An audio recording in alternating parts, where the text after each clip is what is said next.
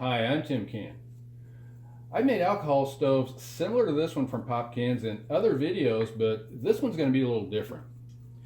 I'm not going to be using any power tools on this one, no lathe or drill press, not even a drill or a Dremel tool, and I'm not going to use the Tim Can jig to cut the stove into its component pieces, and I'm not going to use any templates to make the inner wall.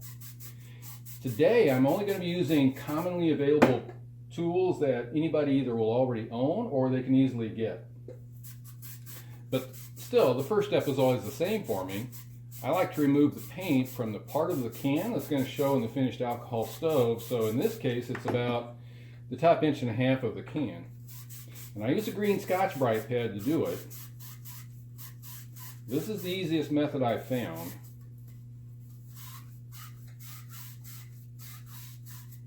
And I pay attention especially up under the rim. And I have to do it before I've opened the can. So it's got pressure behind it to put up with me pushing on it. Like that. So here's one I've already prepared.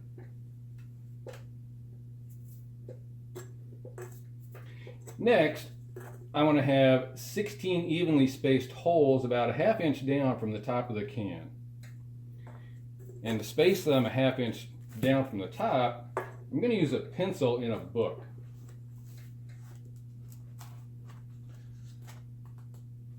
I'm using PG Woodhouse, but whatever book you've got will probably work. In page 310 for me, I'll turn the can on its top and rotate it against that pencil point.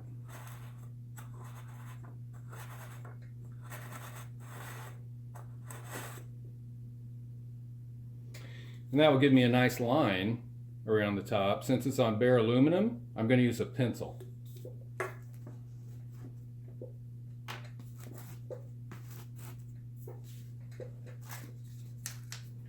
And now to get 16 evenly spaced holes around the perimeter, I'm going to use a trick I got from Little Bitworks. So I always give him credit for this, and I've got a link to his video in my description below.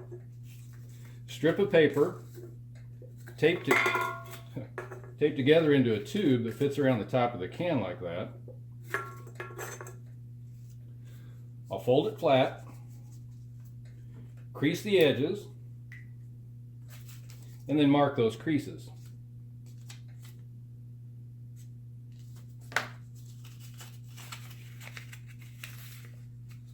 Now I'll meet those two creases together, fold it flat again, and mark 2 new creases. And now I'll meet 2 adjacent marks together, fold it flat and crease the edges and mark those creases.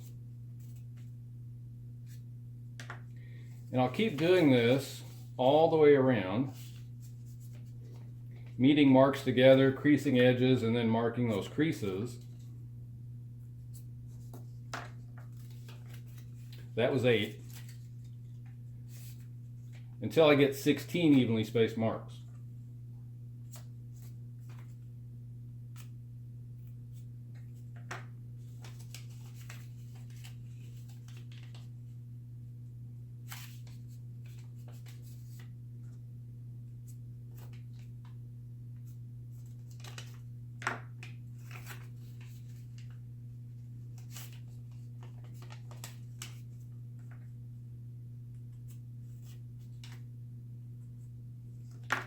One more.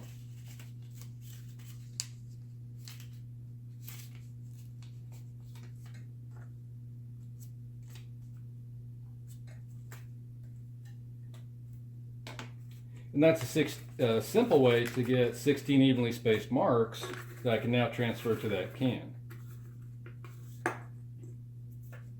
Again, I'm going to use my pencil because it shows up pretty well on bare aluminum.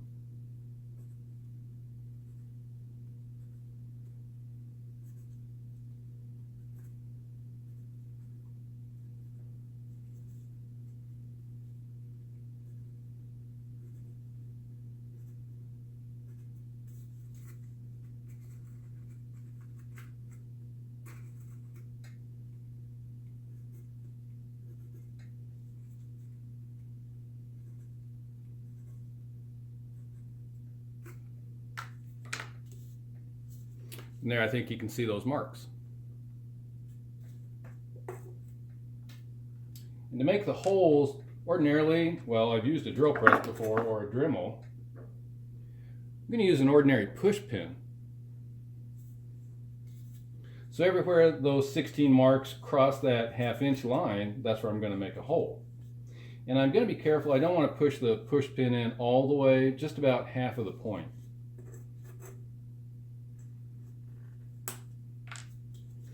Like that. So 16 of those.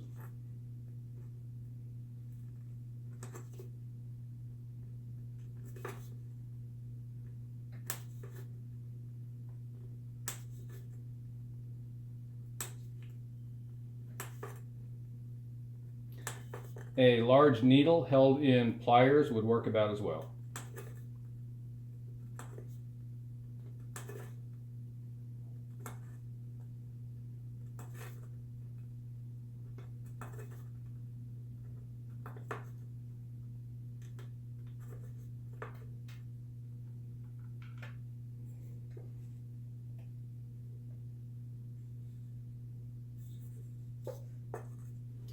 And now I need to cut the top out of the can.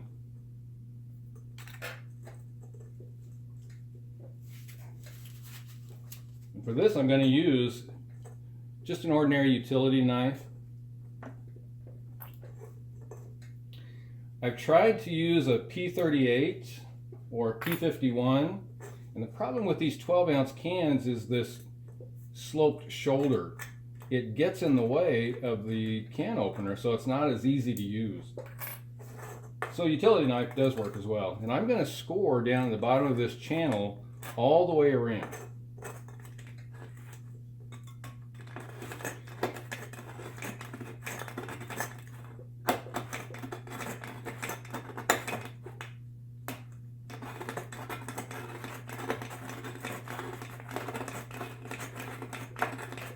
Most of the tools I'm using, you can get at Harbor Freight or Walmart.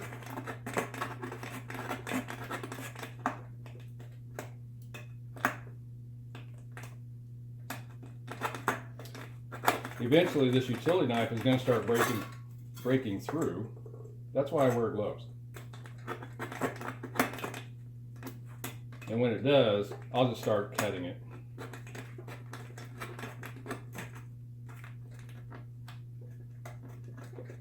Like that.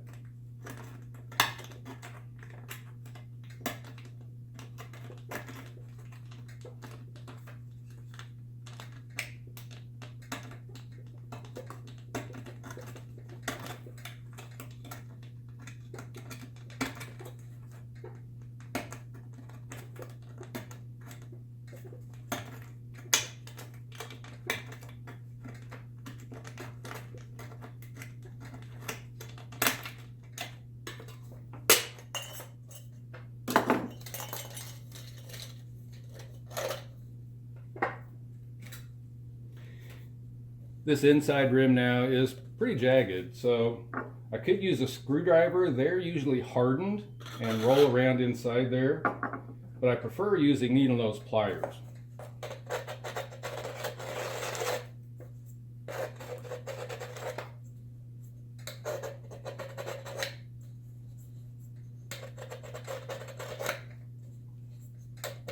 A screwdriver would work, but you have to be careful not to angle the screwdriver so much that it scores lines in the body of the can.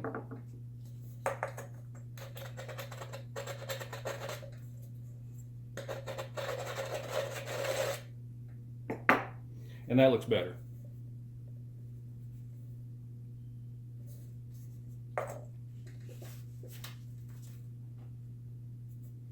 Now ordinarily I would use the tin can jig to score lines around the can so I could pop it apart. But this is a requested video from people who don't have access to woodworking tools to make the tin can jig, so I'm going to show you easier ways. Back to my book. The top piece from the can is 1 1/4 inches. The bottom piece is 1 inch. A A pencil won't show up very well on a painted can, so I'm going to use now a marker. Turn to page 150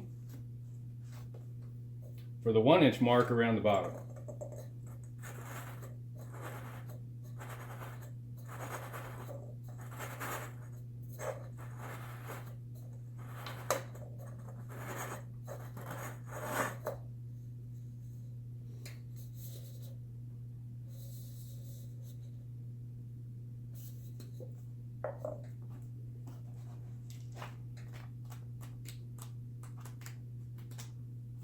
And page 65,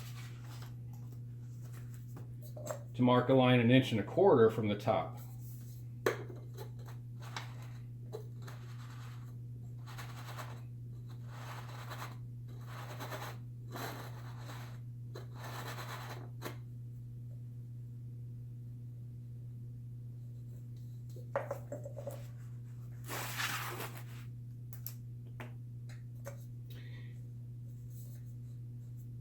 And I'm going to use scissors, which everybody should have a pair of, to cut these 2 pieces out.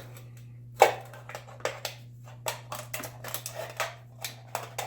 here's the problem with scissors. On an enclosed piece of aluminum like this, right-handed scissors like I'm using want to steer to the left.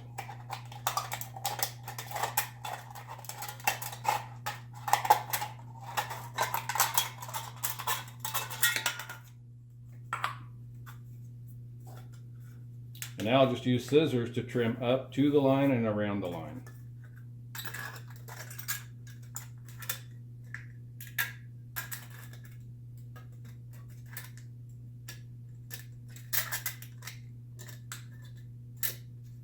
And notice I've got the good piece, the top in this case, on the right hand side, so it's up against the flat of the bottom leg of the scissors. The waste piece can curl up and away.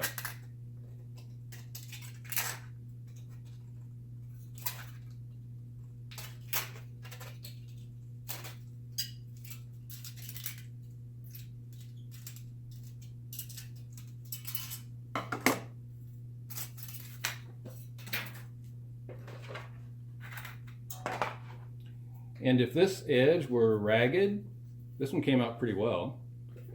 I do have sandpaper. I could smooth it on. Now I'll do the same thing for the bottom.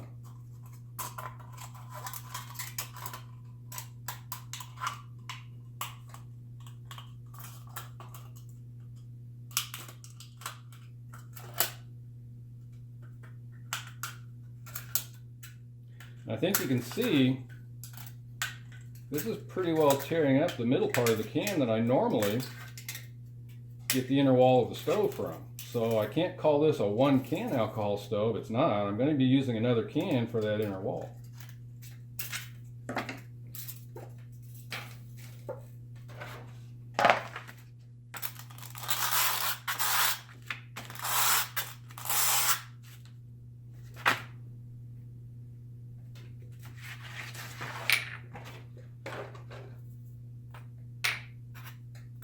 And there's the top and bottom of the stove.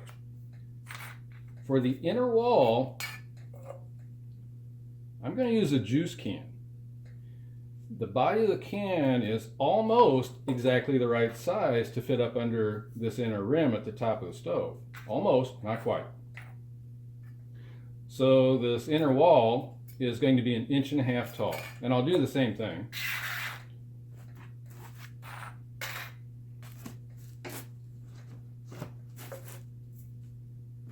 I'll use my book, and with PG Woodhouse, I'm going to keep the pin on top of it.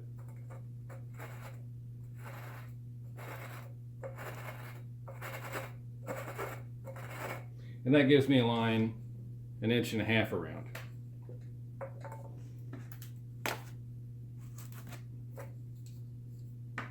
Before I cut that, the bottom is going to have to come out of this juice can.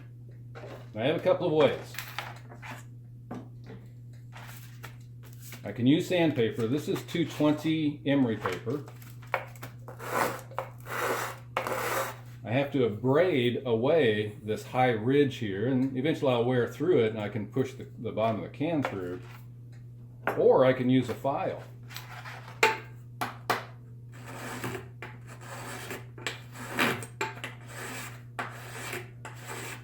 Aluminum is pretty soft, so it's not that long of a job. I'm going to be at this a bit though. I'll get back to you when I'm done.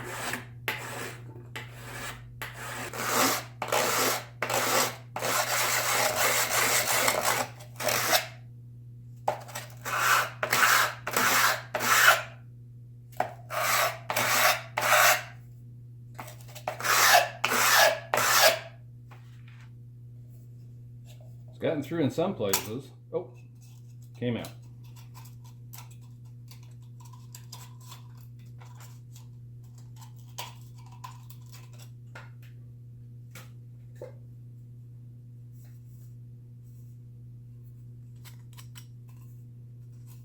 I have some little nubbies that I'll get off of here.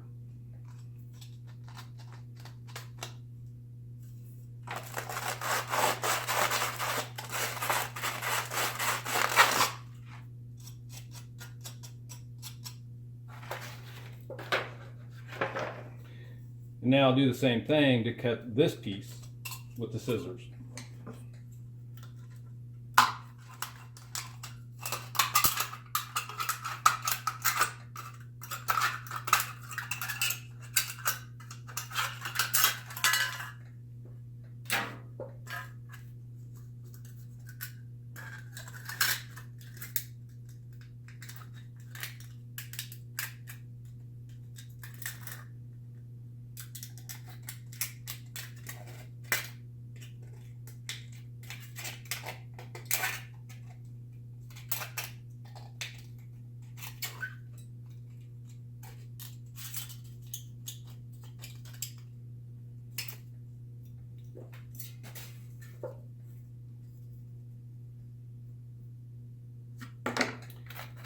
It almost fits up under the rim. It's a little bit tight, but that's okay. This inner rim tapers. I'm going to use scissors to cut a couple of slots, a couple of slits down here at the bottom, just up into this bottom shoulder.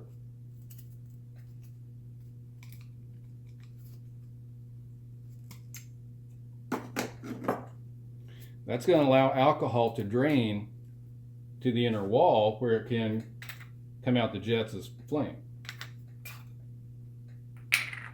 All right, not quite there yet.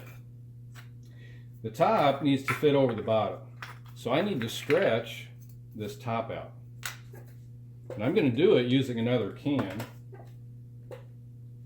and a glove, because this is still pretty sharp inside here. So I'll angle the top of the stove over the bottom of this unopened can at an angle and press it on.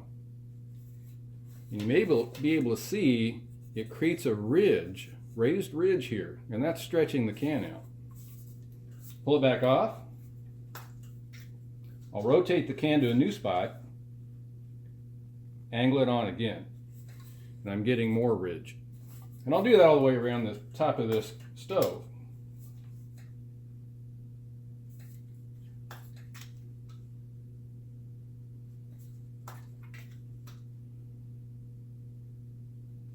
I want to be careful with this thin aluminum. It's going to be really easy to have it tear. If you do that, you just have to start over again.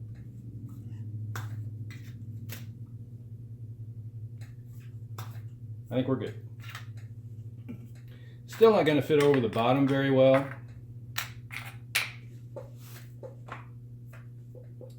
So another thing I'll do is crimp this bottom edge to make it shrink in, make it smaller, and I'll do it with an ordinary pointed toothpick.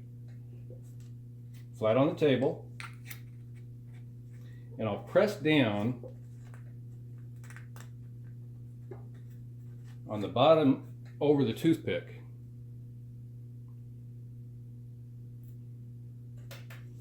And I'll do that about every 1/4 inch or so all the way around the bottom of the can.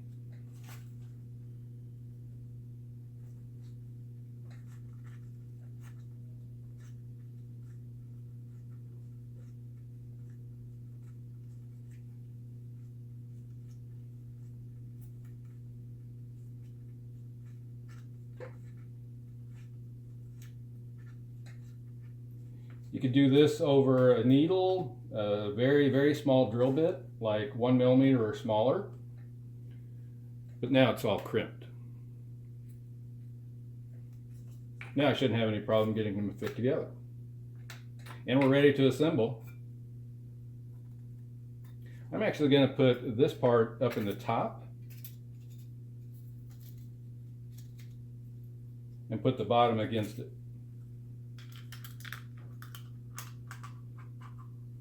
You can see it goes together very easily, but it still needs to be pressed down.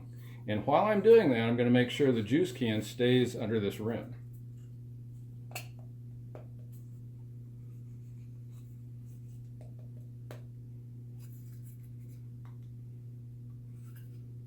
And you'll feel it bottom out. And with my measurements, it should just come to the bottom edge of the paint on the bottom part of the can. And that looks good. Let's fire it up.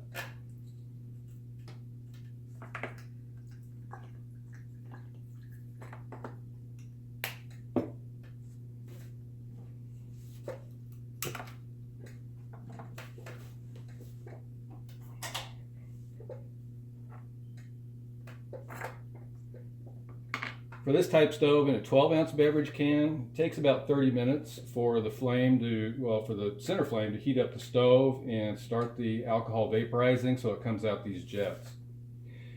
This was a requested video. People were wanting to make alcohol stoves, but they were wanting to do it in a simpler way than I was showing with all the power tools, the jig, and the templates for the inner wall. So guys, I hope this helps.